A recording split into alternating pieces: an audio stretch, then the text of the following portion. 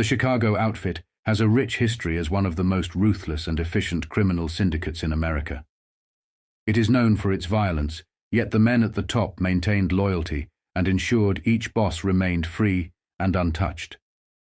In contrast to New York, where mob bosses often waged war against each other due to overlapping territories, Chicago's crime bosses controlled one of the largest territories any criminal organization ever had. They dominated Middle America, parts of California, Las Vegas, Illinois, and even parts of Texas. The Chicago outfit was a formidable mafia with influence in unions, Hollywood, gambling, entertainment, prostitution, narcotics, and various other rackets. Their enforcers were so ruthless that they became some of the most significant figures in organized crime history.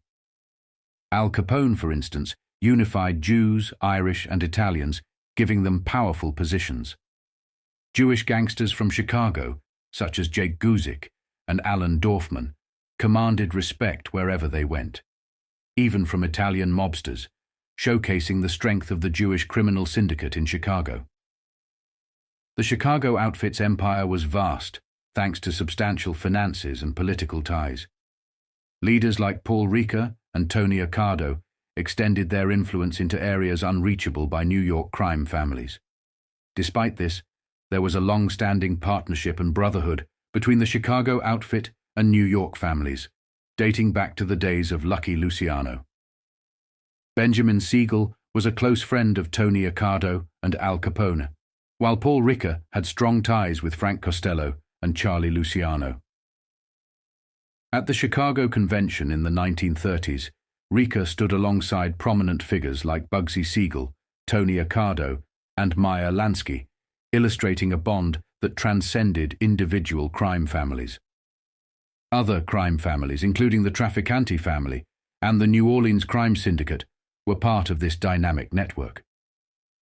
Chicago's enforcers, such as Sam Momo Giancana and Tony the Ant Spilotro, became legendary, with movies, books, and documentaries immortalizing their exploits. After Giancana's death, Spilotro rose in prominence, overseeing Chicago's interests. By the 1980s, he was managing a vast empire and reporting to the higher-ups in organized crime, continuing the legacy of the Chicago outfit. I'm going to share two articles with you, one written in the 80s about Tony the Ant Spilotro and his rise within the Chicago outfit, and another published upon his death. These articles highlight the state of the Chicago outfit in the 70s and 80s. If you have watched my New York documentaries, you already have a good understanding of the power players in America during that era. My Charlie Luciano documentary laid the foundation for understanding the history of organized crime, tracing its evolution from a Prohibition-era gangster group to political kingmakers, controlling various industries and pioneering new ones. In my Frank Costello documentary, I delved into the history of political corruption, showing how Costello became so influential that he managed to corrupt the FBI, as well as high-ranking police commissioners, senators, and even Supreme Court judges. He was a political power broker, often referred to as the Prime Minister, in charge of his own shadow government. Currently, I am covering Meyer Lansky, detailing his rise and his crucial role in aiding Luciano and Costello. Lansky developed the money laundering mechanisms the mafia used, including creating Swiss bank accounts where politicians in America, Britain, South America, the Bahamas, and dictators like Batista could hide their money.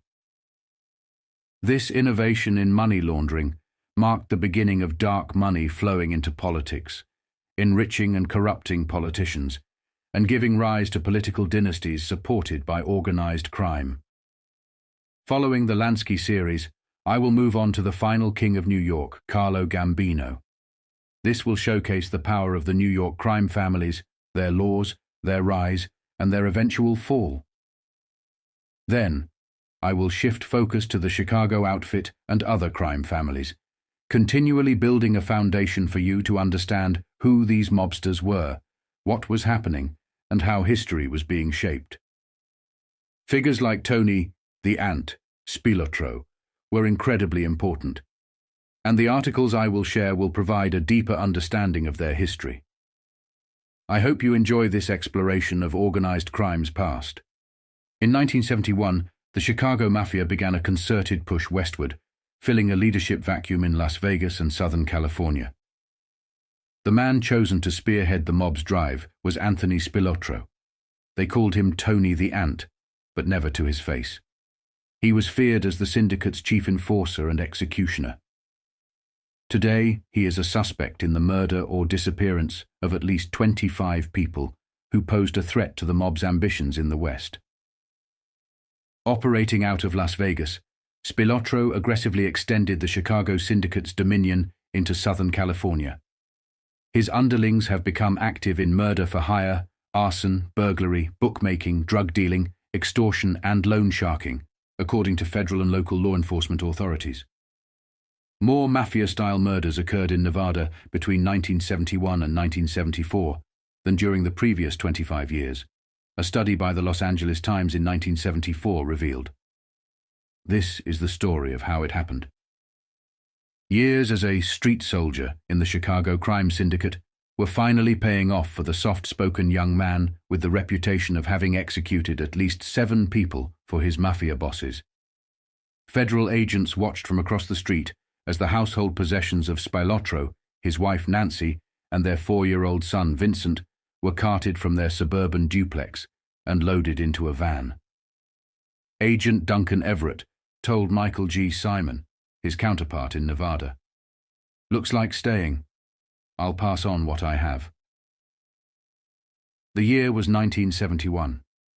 At the time, FBI agents thought that Spilotro was another ambitious mafia punk, probably sent west as a gopher for the mob-connected big shots and casino bosses on the Las Vegas Strip.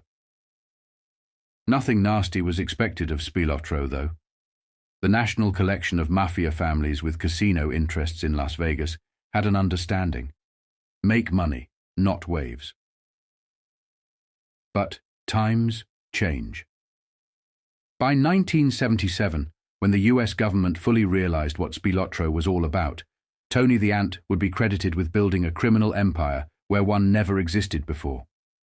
To the aging mafia dons who ruled him from 1,700 miles to the east, Spilotro remained a trusted soldier who reported to a capo, captain, in a highly regimented family of more than 200 members.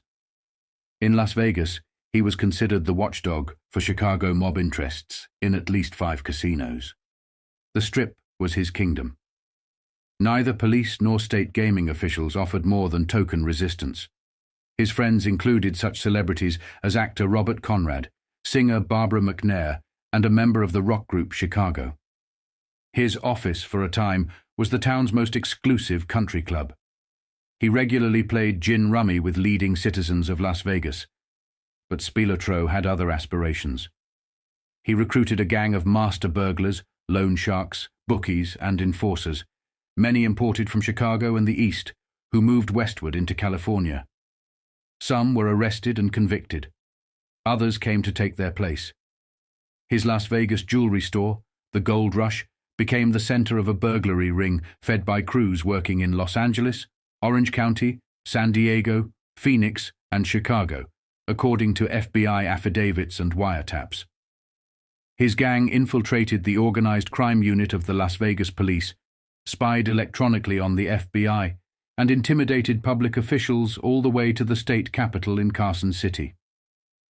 His lieutenants, testimony has it, committed murder, arson, and hundreds of robberies and burglaries.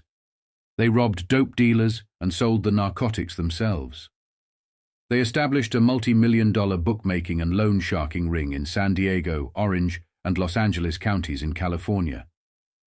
They have been seen with increasing frequency in the poker casinos of Bell and Gardena, and at mob hangouts in the San Fernando Valley and Los Angeles' West Side. They are part of an empire built largely on fear of the man considered to be the West Coast's chief mafia executioner. No living underworld figure in Nevada or California has dared to stand up to Spilotro. Intimidation has been his forte.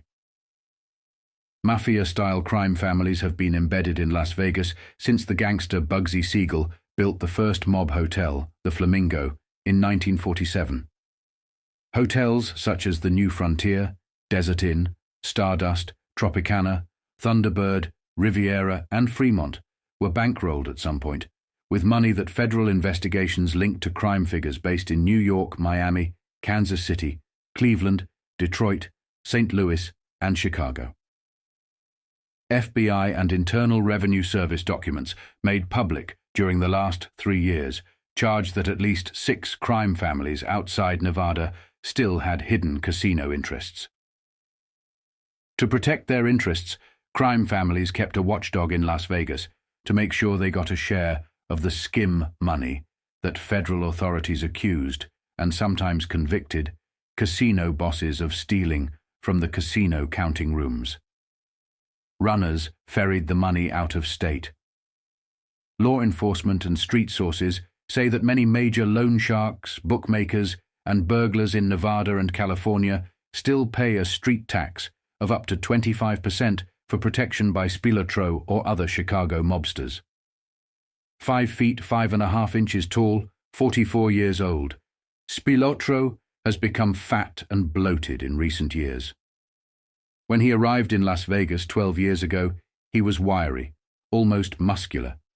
His chestnut hair was thick and curly. He was polite, well-dressed, a gentleman. When he first came into the store, recalled one Las Vegas merchant who sold Spilotro clothes for his son, you almost wanted to pat him on the head until you looked him in the eyes. The pale blue reptilian eyes looked through people, not at them. Spilotro himself has been arrested, questioned, or publicly accused, but never convicted, in at least 25 mob-style executions since 1960, many marked by the same trademark. Shots fired at close range into the eardrum, mouth, and forehead, from a small caliber pistol fitted with a silencer. Those who vanished or were murdered included Tamara Rand, a San Diego socialite and businesswoman, Johnny Pappas, a former aide to a Nevada governor, Sam DeStefano, a Spilotro co-defendant in a 1960s murder trial, Rick Manzi, husband of singer Barbara McNair, Daniel Seifert, a key government witness, Gerald Cavelli, a government witness living in Encino, Calif, plus several Los Angeles high rollers, 2 mob kingpins, 4 loan sharks, 3 Nevada casino executives, and numerous underworld individuals. None of the murders has ever been solved. In almost every case, the victim posed a threat to Spilotro or the Chicago mob. Fear of Spilotro's wrath was enough to push 2 lifelong mafia figures into the arms of the federal government for protection. One, Aladina Jimmy the Weasel Fratiano, has become the government's most devastating witness against the mafia. The other, Frank Carlotta, a Spilotro lieutenant who rolled over last May, has undergone marathon FBI debriefing sessions. Las Vegas police say that the mob has issued a $200,000 murder contract on him. He has linked Spilotro personally to several crimes, including murder. Tony's days of freedom are numbered, said Special Agent Charles Parsons, head of the FBI's organized crime unit in Las Vegas, and the man who persuaded Carlotta to turn snitch. Spilotro has heard the prophecy before. His crime career started when he was a teenager, with misdemeanor convictions for possession of burglary tools, loitering, larceny, disorderly conduct, and punching a Chicago police officer. He was convicted in absentia for a $200,000 hotel room burglary in Monte Carlo. He was convicted of federal home loan fraud in Chicago. He was tried and acquitted of a 1963 torture murder, despite a professed eyewitness. He was extradited to Chicago in March, in connection with 2 other torture murders from 1962. But this time, the case is based largely on what informant Carlotta claims that Spilotro told him. He is still awaiting trial in Nevada on a 4-year-old federal racketeering case, but a U.S. magistrate has ruled much of the evidence is not admissible because of FBI overzealousness during evidence searches. Through it all, he has yet to spend a day in jail other than awaiting bail.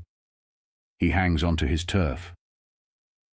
"We don't see him relinquishing any of his territory," said Ronald Mouse, chief of the Los Angeles County District Attorney's Organized Crime Division. A rusty sign is all that remains of Patsy Spilotro's place at Ogden and Grand Avenues on Chicago's west side. The tiny Italian restaurant had been a favorite haunt of gangsters since Scarface Al Capone ruled Chicago in the 30s. It was in the heart of the Italian immigrant settlement called the Patch. Pasquale Patsy Spilotro operated his restaurant with the help of his 6 sons, Vincent, Victor, Patrick, Tony, John, and Michael. They used to come from downtown in tuxedos to eat at Patsy's spaghetti, veal cutlets, fresh meatballs, said Solly Izzo, 78, a neighbor for 40 years. Patsy was a working fool. The oldest son, Victor, sometimes spelled his dad as a cook. Tony and the others washed dishes, waited tables, swept floors. But their help was not enough. 18-hour days took their toll on Patsy. In 1953, his health failed, and he died the following year. His sons tried to keep the restaurant open, but when it folded, they found other interests. Tony, the 4th eldest, turned to the streets. He was a freshman at Steinmetz High School in 1953, small in size with a big reputation. He pushed teachers around, but there was nothing underhanded about the kid, recalled William Siegel, 73, a retired Steinmetz teacher. Little as he was, there was an admiration for him. When he walked down the corridor, kids would fall in behind him. That perception is shared by the surviving handful of retired Steinmetz teachers from the 50s, but it does not square with the memories of Spilotro's schoolmates. To most, little Tony was a vicious punk with an explosive temper bolstered by a gang of bullies. He was a mean little son of a bitch, a social misfit, a genuinely evil person, said Fred Rizzo, now a Chicago financial consultant. Rizzo sat in front of Spilotro in homeroom. Once he remembered that he was late for class and accidentally sat in Spilotro's empty chair. Little Tony arrived. He jerked Rizzo to the floor by his hair. Rizzo was a foot taller, a football player, and a lifeguard on Lake Michigan. Trembling with rage, he did nothing. I knew his reputation. If I beat him up, he would get me after school. I saw him cleave a kid's head open once with a metal T-square. I saw him hit a teacher in the head with a gym bag. Although Patsy Spilotro had been barely able to write his name on his citizenship papers 30 years earlier, his snowy white head was a common sight at PTA meetings. Education was important. The family pride was Tony's next oldest brother, Patrick, an honor student who would become an Air Force captain and then a dental surgeon. Tony was different. As his father's health worsened, he cut school more often. His mother, Antoinette, met more than once with the Dean of Boys, Carl Whalen. It was a very painful, humiliating experience for her, said Whalen, now 70 and retired. I remember it very distinctly. Spilotro was expelled in 1955, his sophomore year. Other neighborhood dropouts became his friends. Joseph C. Hansen, now a trusted Spilotro lieutenant in Los Angeles, and Frank Carlotta, another lieutenant. During the next 5 years, Spilotro would be arrested at least 15 times, mostly according to his rap sheet, on general principles, with an occasional conviction for possession of burglary tools, larceny, and disorderly conduct. Spilotro's growing reputation attracted Sam DeStefano, then 51, a gangster for 30 years who dominated loan sharking in Chicago. He had a knack for spotting streetwise young toughs with the potential ruthlessness to become collectors of juice, the underworld term for the staggering weekly interest charged to borrowers. Several of DeStefano's young collectors were like Spilotro, fatherless and drifting. By 1961, Spilotro had become a frequent visitor to the DeStefano home. He ate dinner, drank coffee in the kitchen, hung out, and rose to become a top collector. With the influence of DeStefano and the Chicago mob, Spilotro became a court-authorized criminal court bondsman for Cook County in 1960. He listed the Cook County Chief Justice, Richard B. Austin, as a character reference on his bond application. DeStefano's political influence was legendary. So was his reputation for sadism. He knew no equal when it came to physical and mental torture of people behind in their dues payments or of those who tried to cross him. Underworld informants and government witnesses testified over the years that DeStefano stabbed his own brother Michael to death in 1955, then washed the body with soap and water to cleanse Michael's soul. His brother was a dope addict and a possible informant. He hoisted a 300-pound loan shark competitor via block and tackle onto a meat hook. The competitor was tortured, sometimes in the genitals, with an ice pick, cattle prod, blowtorch, and baseball bat. Then he was shot and stuffed dead into his car trunk. Dubbed the Marquis de Sade and Mad Sam by the press, and nicknamed Pazzo, Italian for crazy, by fellow mobsters, DeStefano was never a truly accepted member of the Chicago crime syndicate. He was tolerated because he paid a hefty cash tribute and because he would perform the most unpleasant favors with glee. Eventually, DeStefano himself would be gunned down, with Spilotro the accused triggerman. Spilotro had clawed his way into the lower levels of the crime syndicate when the Illinois Crime Investigating Commission launched hearings into the booming Chicago loan shark rackets in the mid-60s. DeStefano was a prime target. DeStefano must attempt to destroy people to bring them to his own level, a loan shark victim Fred Ackerman testified. He must degrade and even kill them so that he can rise and be a supreme person. Ackerman, a disbarred attorney, went on to accuse Spilotro of being a loan shark triggerman.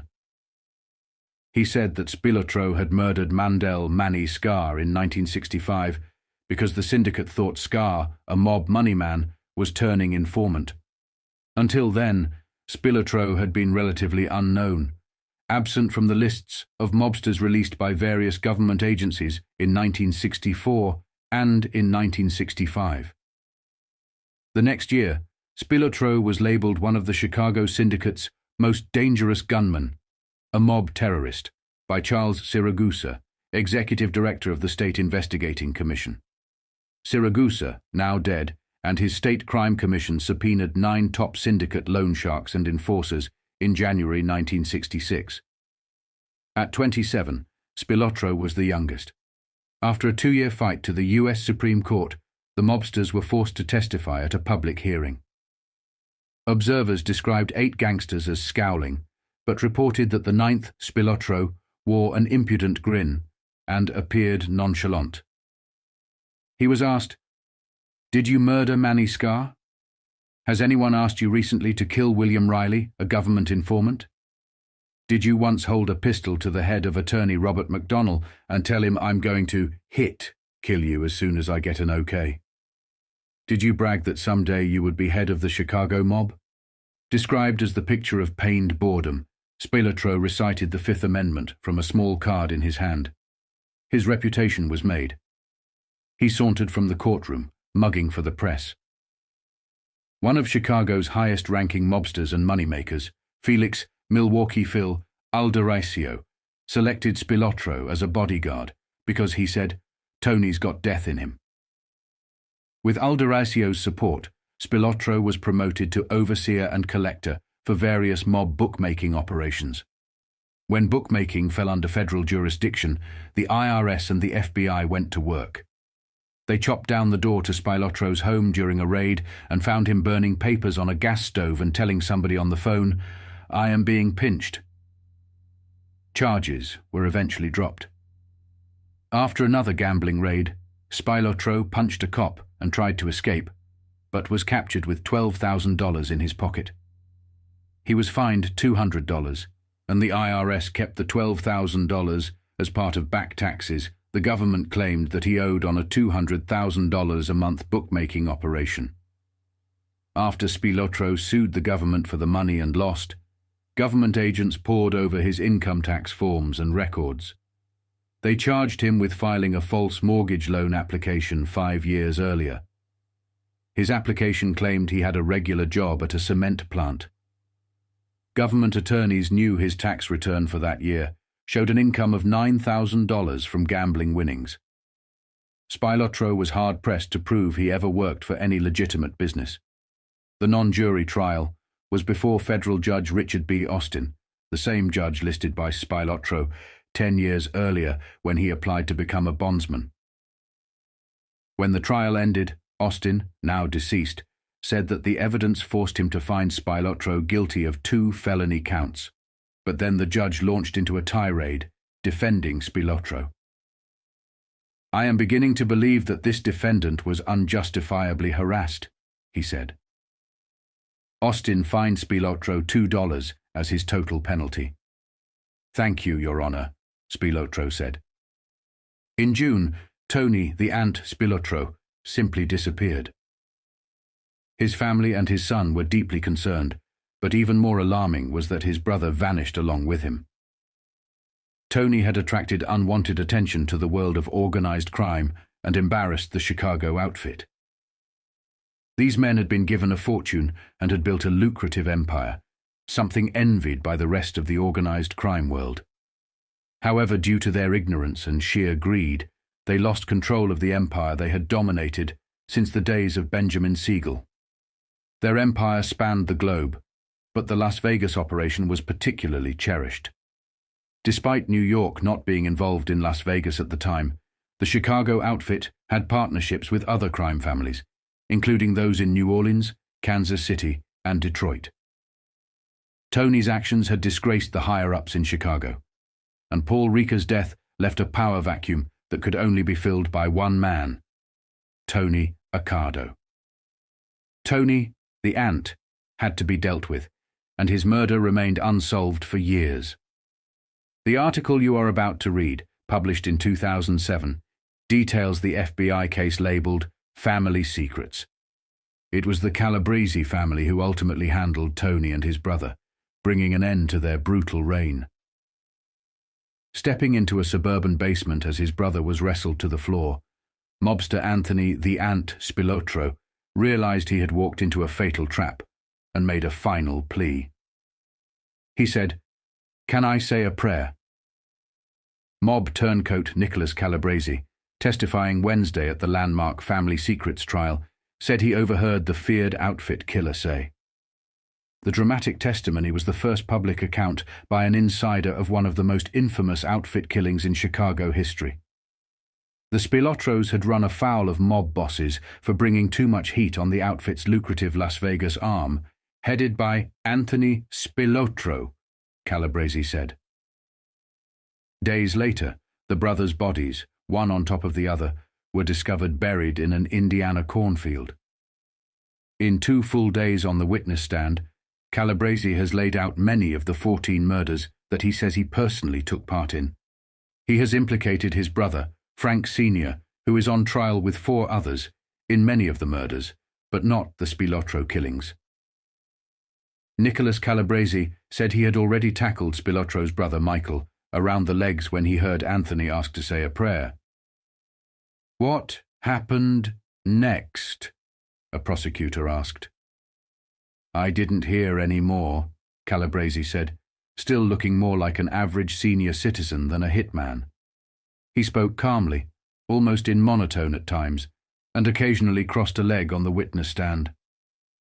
Calabrese said as many as 10 others joined in the 1986 fatal beating of the Spilotros, including defendant James Marcello, identified by authorities in recent years as the mob's top boss in Chicago.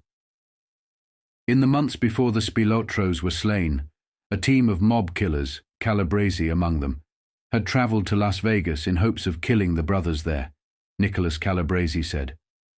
The hitmen tracked the brothers' movements, following Anthony Spilotro to his lawyer's office, located near the Federal Building in Las Vegas, and to the cul-de-sac on which his home was located. At first, the The plan was to use explosives or a silencer-equipped Uzi submachine gun, Calabresi said, but those attempts never panned out. Instead, he said, the Spilotro brothers were lured back to Chicago under the ruse that they would be promoted Michael into the mob's inner circle as a made member, and Anthony as a capo or captain. Calabresi said he was told by mob hitman John Ferocity that Anthony Spilotro had been targeted for having an affair with the wife of a Chicago bookmaker. Spilotro was also rumored to be involved in moving drugs with a motorcycle gang, he said. Calabresi testified he had just returned to Chicago from a mob hit on an informant in Phoenix when he learned he had been tabbed to be part of the team to take out the Spilotros. He immediately told his older brother Frank Sr., who has been charged in as many as 13 gangland slayings. He got upset and said, "Why didn't they ask me? I wanted to be there," Nicholas Calabresi said of his brother.